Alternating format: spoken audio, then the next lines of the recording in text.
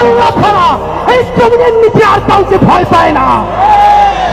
অনেকেই আমাদেরকে বলে, ভাই নির্বাচনের পরে কেমনে থাকবেন? আপনাদেরকে একটা কথা বলি, যাদেরকে আপনারা বড় মাস্তান মনে করেন, এই মাস্তানেরা যদি মাস্তানি হইতো, এই মাস্তানেরা মাস্তানি কইরা হাসিনারে পতন করতে পারতো। এরা মাস্তান না, এরা শিক্ষিত, এরা চাঁদাবাজ, এরা ছোট ডাকাত, এরা মাফিয়া, এরা ব্যাংক লুটেরা। বড় অর্থে সার্বভৌমত্ব টিকিয়ে রাখার মাস্তানি করার কোন সাহস এবং শক্তি তাদের নাই। অনেকে আমাদেরকে বলে, অমুক নেতা 15 বছর লড়াই করছে, আর হাতিরা তখন কই ছিল? লড়াই যদি করলেন, আপনাদের এত ব্যাংকের ব্যবসা টিকে থাকলো কেমনে? যারা লড়াই করছে সাতক্ষীরায় আমার ভাই বোনদের বাড়ি লড়াই করার কারণে পুল্লুচার দিয়ে ঘুরাই দেওয়া হয়েছে। এই ঢাকায় যারা স্বাধীনতার পক্ষে দাঁড়াইছে, হেফাজতের রাত্রে মানুষের পক্ষে দাঁড়াইছে, তাদের ব্যবসা বাণিজ্য লুট করা হয়েছে। তাহলে এত বড় বিপ্লবী এখন হইলেন, এতগুলো ব্যাংক, এত বীমা, ঢাকায় এত হোটেল, এত ব্যবসা বাণিজ্য কেমনে চালাইলেন ভাইরা?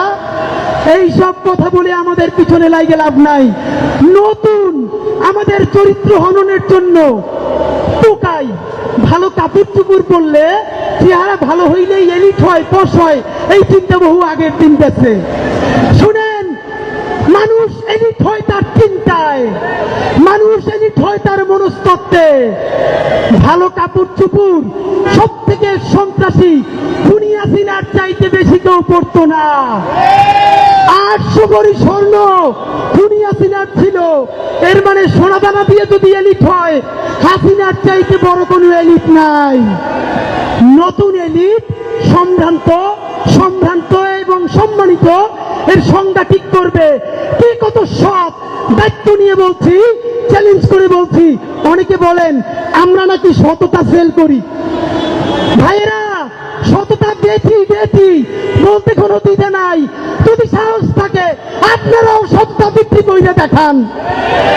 এনএসআই, ডিজিএফআই, ডিবি, এসপি থেকে শুরু কইরা এমন কোন এজেন্সি নাই যাদের কাছে ওসমান হাদি, জাবের, জুমা, শান্তাদের ব্যাংক অ্যাকাউন্ট, বিকাশ অ্যাকাউন্ট নাই, সব আছে।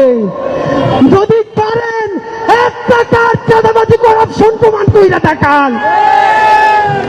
বাংলাদেশে এখন পর্যন্ত কোন মাফিয়ার এত টাকা নাই যেই টাকা দিয়ে আমাদেরকে কিনে নিতে পারবে ইনশাআল্লাহ।